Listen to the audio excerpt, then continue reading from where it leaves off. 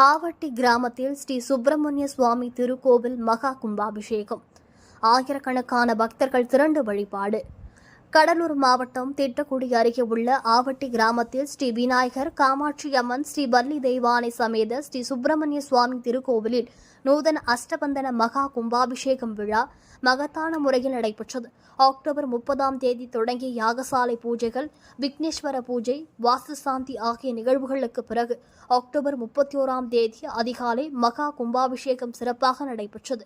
இந்த விழாவில் தொழிலாளர் நல வாரிய உறுப்பினர் KNT சங்கர் சிறப்பு அழைப்பாளராக கலந்து கொண்டார். ஏராளமான பக்தர்கள் அரோகரா அரோகரா என கோஷமிட்டு சுவாமி தரிசனம் செய்ததுடன் அனைவருக்கும் அன்னதானம் வழங்கப்பட்டது.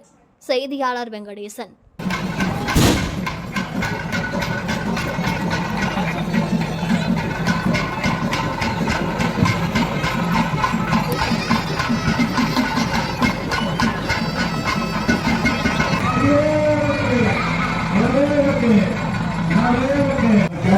திருத்தியாக மகாலட்சுமி